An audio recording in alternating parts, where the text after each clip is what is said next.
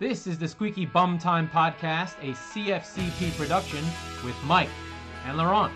Oh my God, the show must go on. Mike isn't here again. He's still traveling for Thanksgiving, and we miss him dearly. I'm having a hard time getting the show going.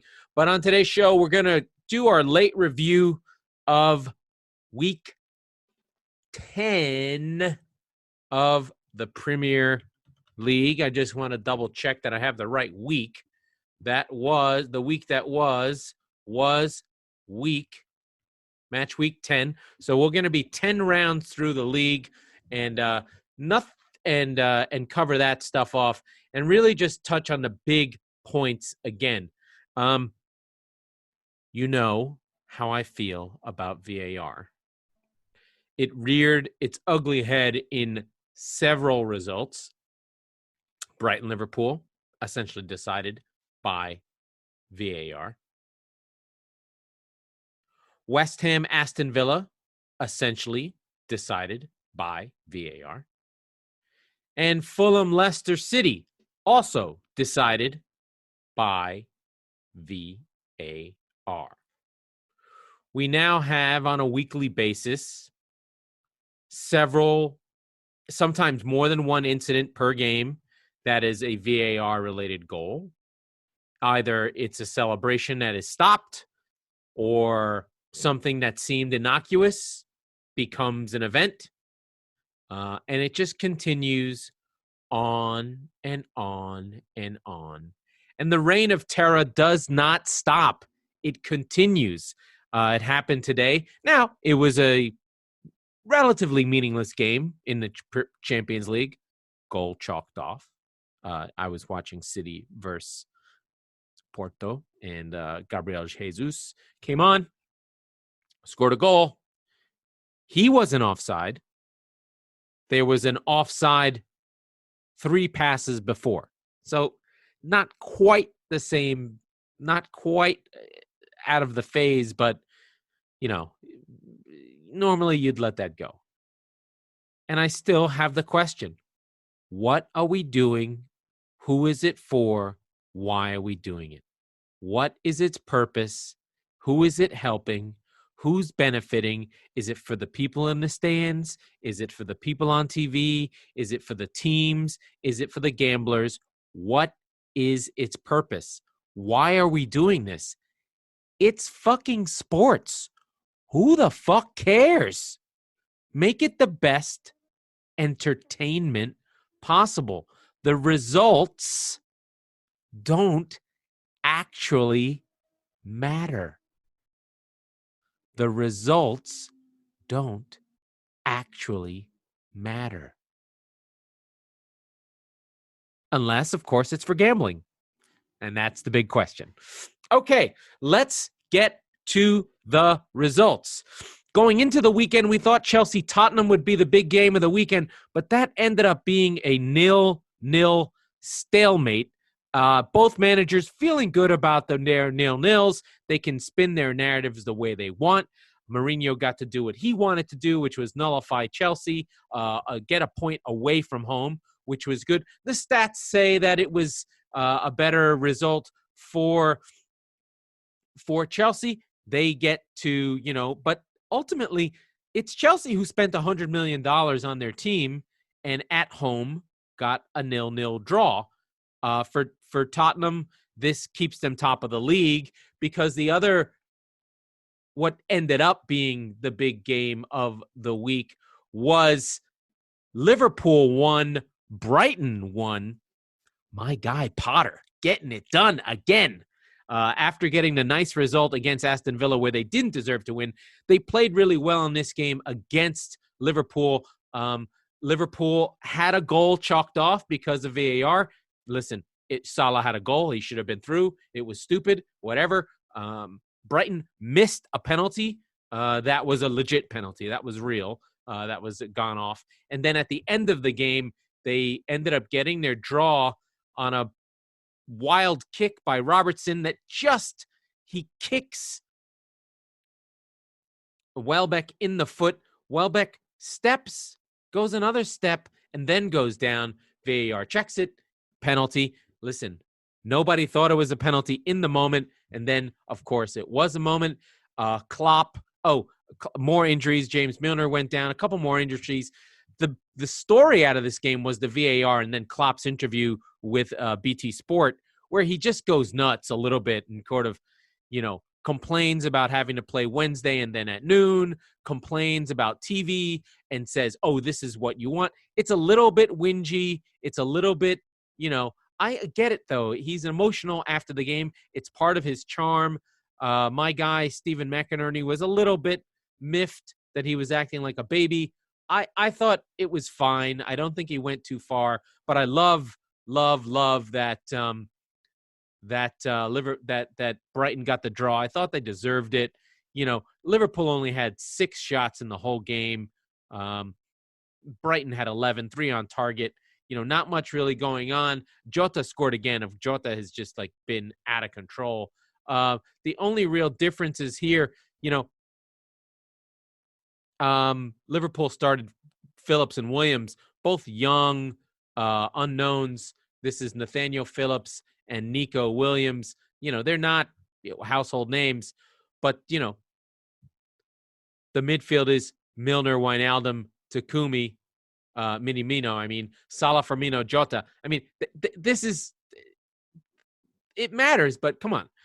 And then, of course, Klopp's complaining about subs. He's complaining about Chris Wilder. But this is a good drop point for everyone else in the league. So I'm really, really happy about that. The other big game was our friends Manchester United coming back in the second half. They're down 2 to Southampton.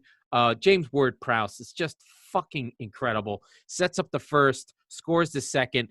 And within 20 minutes, Southampton are up 2-0 at home. They're cruising. Another terrible performance in the first half, to the point that Solskjaer makes 2 changes at halftime.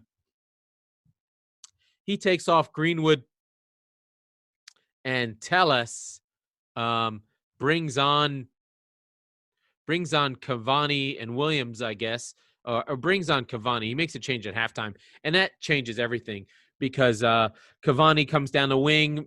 Fernandes unmarked for some reason on a transition, and Fernandes scores a goal. Then Cavani scores 2, one of them really late on a really great header in the 92nd minute. Very, very reminiscent of Fergie time. So real quality there, but a good game. And again, Southampton are a good team. They're not great. They're not going to finish top 5 or whatever, but, a really good performance. Walker-Peters, again, was a little bit weak in a couple of those goals, not picking people up. And Southampton are still without Ings, but they're holding their own and they're still playing pretty well. And that's still a tough matchup. I don't want to play that game. And that's a tough game to get through, to be fair. My team back in service, Manchester City, cream Burnley for the 4th time in a row, 5-0 at home. Mahrez with the hat trick. The team were sharp. They looked good. The big standouts for me were John Stones and Benjamin Mendy, both played for the first time in a long time. Stone's really gaining confidence, and that'll be a big boost. All of a sudden, City's problems are not in defense. They are in attack. City, repeat after me, City probably have the best defense in the league right now. Best defense in the league. They can't score. They're playing a double pivot, so they're protecting that back 4 because of how they've been exposed when they only had the one behind, because they don't have one player who can do what Fernandinho used to do. They used to play 4-1-4-1, but now they play a more of a 4-3-3, but it's really a 4-2-3-1. That means that there's 2 players in front of the defenders protecting them with a box, so that players don't just go right in on goal, and it's very protective. We're not getting caught on the break, but City really hummed in this game. It was a really good performance. A lot of people getting off the mark. Really like to see Stones. I think, for me, I really like Stones because he's English. And I think the Premier League is better when England play. And it feels better being a Manchester City fan when there's good English players playing for Manchester City. So Mahrez scored a hat trick. Benjamin Mendy got his first goal for City ever, which was incredible. And then Ferran Torres finished it up. So they were done scoring by the second half ending. not really a problem. 19 shots, 6 on goal, a real pasting. And my fears of Burnley are long gone. I used to be really afraid of Burnley, especially when George Boyd, when they first came up and then went down. They really hurt City a couple times. Other games of note, Leeds again over Everton 1-0. They scored a goal late in the second half, but this was another one of these. There's two things that get said about every single Leeds game. How is it still 0-0? And it's a basketball game. So Leeds, 23 shots. Everton with 15 shots. This game, if you want to watch fun, crazy soccer, just watch Leeds. Leeds are fucking incredible. How they did not have more goals is beyond me, but they scored their goal late from Rafinha, who was everywhere and killer. Again, Bamford missing goals everywhere. Can we please get Olivier Giroud onto Leeds? I'm going to put Olivier Giroud on like 8 teams. He wants to leave Chelsea. I want him on Brighton, and I want him on Leeds. One of the other would be awesome to have Olivier Giroud on either of those teams. I just think he'd just take the chances. He's at least as fast as Bamford and definitely a better finisher. So Leeds are really fun and exciting. Couple of early games. Let's just go through it. Newcastle beat Crystal Palace on Friday. They are now in COVID. They're supposed to play on Friday again. That game is going to be postponed. So who knows what's going to happen with Newcastle. They'll probably just keep it as a game in hand, and they'll just float that. I think that Europe is in much better shape than something like the NFL, which is a complete catastrophe and half-heart. We have teams that are just floating because the U.S. is completely falling apart with COVID. And we don't care. It's fine. We don't care because, we're American. Why the fuck should we give a shit about anything? Secretly, a good game, West Brom versus Sheffield. This is a bottom feeder game, a really good game, worth watching. Lots of shots, lots of chances. Sheffield had 21 shots, and West Brom had 17, 11 shots on target between them. Dude, I don't know what to do about Sheffield. I really love them. I really love Chris Wilder. There was a really great video about what's happening. It's really just one link in their team is missing, and the whole thing's broken. They don't have O'Connell in their back line, who was the sort of creator for them with Basham, and now that's only Basham as their left center back. You can key on that player, and now their whole buildup loses its fluidity, and the whole thing is broken. They just can't score goals. I think they hit the post 4 times, and fun game, up and down. These teams will be fighting for against relegation. Gallagher scored a goal, sort of a young Chelsea loanee. There's like 40 billion Chelsea loanees. They're everywhere. And then we have to talk about Wolves Arsenal. First things first, there was a major clash of heads. Jimenez and David Luiz clashed heads. Jimenez cracked his fucking skull open really bad. We really hope he's okay. Raul Jimenez, a linchpin of the Mexican Soccer Federation and a linchpin of Wolves. They really need him. But, between Podence and Neto, 2 little fast players who replaced Jota between the two of them, they did really, really well. And, Wolves just play well. And Arsenal are just terrible. They're really shit right now. They can't seem to create anything. The body language doctor did not like what he saw from Aubameyang. Really, he's at 70%, 80%. He seemed disengaged. I don't know what's happening with Arteta. He's Paella-Poulis. Arsenal are in real trouble. It's starting to spiral again. And, they're in – I will go through the standings in a minute. It's really, really poor. And I'm worried for Arsenal, honestly. The league is better when the big teams are good. And having Arsenal be bad is bad. And we don't even have the fun of, like, Wenger out or anything. I think it's verging on pathetic. Like, this is worse than Emery, for sure. Arteta has a plan. He simply doesn't have the players to execute it. And he doesn't seem to have a way to get out of his own way. It's weird. I don't like what I see there. He's starting to lose the team, I think. They really need a win badly and soon. And then yesterday, we had 2 games. Fulham 2, Leicester 1. Leicester, after being beat by Liverpool, they thought they'd had a layup at home against Fulham, who are awful, can't get out of their own way. and they just, drop the ball. Like, they can't get anything going. Vardy has a couple flicks on target. Barnes gets them back in it with about in the 86th minute, but they can't break. They cannot break Fulham down, which is saying something because Fulham are bad defensively, but they've been better lately since my boy, former City player Adebayo, is in the back. They got rid of Tim Ream, thank God. They've been playing better. They've had some bad results. They've had things go against them. You had the Lookman miss a few weeks back, and they couldn't cover any penalties. But in this game, they got a VAR-assisted penalty. Where's the guy going? Why'd you push him over? And Cavallero put it away. That's one of their first penalties. So, and it was good to see Scott Parker. He was pumped.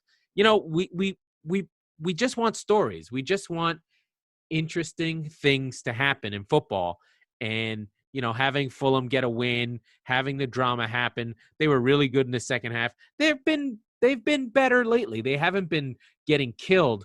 I think after the transfer window closed and they shored up their defense, I think they've been a little bit better. I expect them to get relegated, but we'll see what happens. Obviously, if they get close to relegation, Parker will probably be fired.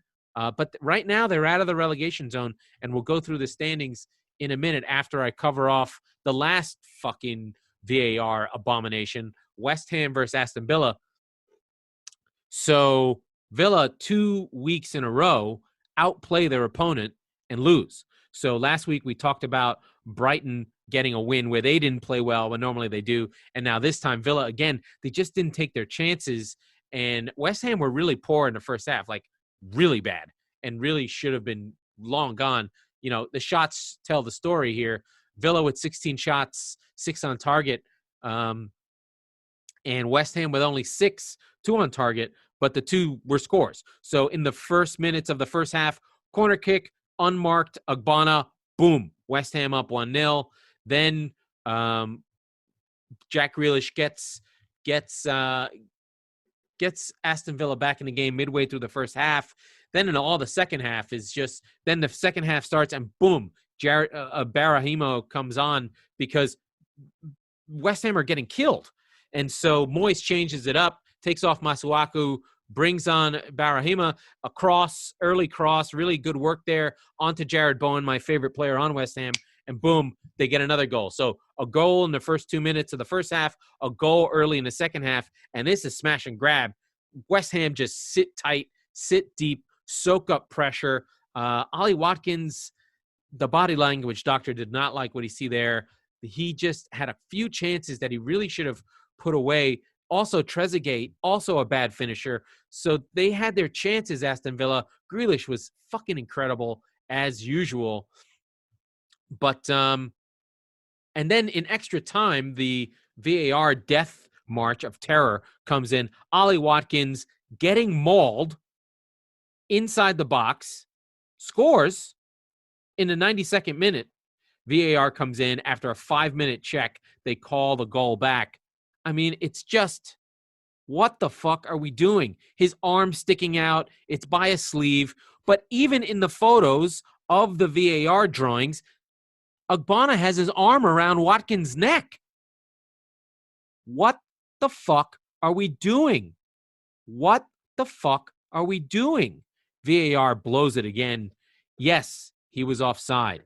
I get it. But he should have called a foul. It was a penalty. Again, we want players to stay up. We don't want them to dive. But when you don't call penalties, if a guy doesn't dive, they're going to dive. So that's just where we are. I mean, a penalty is a goal 70% of the time. And a shot is only a goal 20% of the time. You do the fucking math. Dive. If a guy puts his arm around you, throw yourself to the ground. Practice it. It's worth it. Hey, I didn't make the rules of soccer, but you should dive. Again, VAR. I just don't know what to say about it anymore. It's just awful. And, let me just go to the standings and then I'll do my VAR. So after 10 weeks, a good sample size. So about over a quarter of the season done. because 9 times 4. Fuck me. There's almost 40 games, so it's 10. It's close. Tottenham on 21, ahead on goal difference from Liverpool because they got killed by Aston Villa. So Tottenham and Liverpool tied on 21. Chelsea behind them with 19. Leicester on 18. West Ham, Southampton, and Wolves all on 17. That takes us to the top 7. Then on 16 is Everton and Man United. Villa and Man City, 10th and 11th on 15. Leeds and Newcastle on 14. Arsenal and Crystal Palace in 14th and 15th on 13. Then Brighton in 16th. Fulham in 17th, out of the relegation zone. Then West Brom on 6, Burnley on 5, and poor Sheffield cut adrift. Cut adrift on 1 point. The worst start to a Premier League season ever. But let's get the expected goals version of it. So it's Tottenham, Liverpool, Chelsea, Leicester, West Ham, Southampton, Wolves, Everton, Man United, Aston Villa. That is your top 10. Everton and Aston Villa are dropping, though, along with Southampton, while City and Leeds are on the way up. But let's get the expected goals standing, just to give you a different sense of where the quality is in the league, because it just changes it just a little bit, so you can get a sense of what's really happening in terms of the quality of the team. So the expected goals per 90 standings are Liverpool, Chelsea, Man City, after our big game the other day that really bumped us up, Aston Villa, Tottenham, Brighton, Leicester, Man United, Everton, Leeds. So it's a little bit different. West Ham drops out. The bottom 3 are still the same. Still Sheffield, Burnley, and West Brom. Sheffield, Burnley, and West Brom. But Sheffield United are the best of those 3, and West Brom are the worst of those 3. So let's see. Expected goal difference. Does that change anything? No. So, Leicester in the top 4 should not be. They should be worse than that. And then weirdly, Brighton, Aston Villa, and Man City. City has a big result that really pumped them up, and so does Villa, because they have that 7-2, but they really, and then they've had 2 games where they should have won but didn't. So, expected goals difference just gives you a sense of the quality, I think, of the play of the teams and of the performances. Gives you a different sense of the quality of the performances. Like, should they have won? In the past, Arsenal have been the kings of this. If you remember Wenger era, it was always really nice, and they just couldn't finish because he wouldn't spend money on a striker. Or if he did have one, he sold him. And then expected goals is going to reward teams that keep attacking. So if you run up scores like City do, then you're going to have a good expected goals, because attack gives you, if you play to the minutes. But if you hold a 2-goal lead and then you try and see it out, your expected goals is not going to be as good. So it's going to depend on the management and how the team plays, right? Because it doesn't account for what the score is. It just sort of says, could you have scored a goal, right? If you're okay defending 1-goal leads or 2-goal leads, expected goals is not going to favor you. While, Liverpool's had some big games, or you're attacking a lot, you're creating chances. City have been the kings of this, even though defensively they've been weak. Okay. Mike will be back on Thursday, but quickly, let me just get into some Champions League stuff. I know there's only one storyline right now. Most of the spots are squared away, but the big storyline is Real Madrid losing to Shakhtar may not make it to the next round. Inter is also saved their ass today. So in that group, Inter and Real Madrid were with Shakhtar and Borussia Mönchengladbach from Germany. And it was assumed that it would be Inter and Real. But Real's terrible. Inter can't win anything. And so group Group B has Borussia Mönchengladbach on top with Shakhtar in second, Real and Inter holding up the rear. So there's one more game in the group, and somebody big is going home. So that's an interesting group. Atletico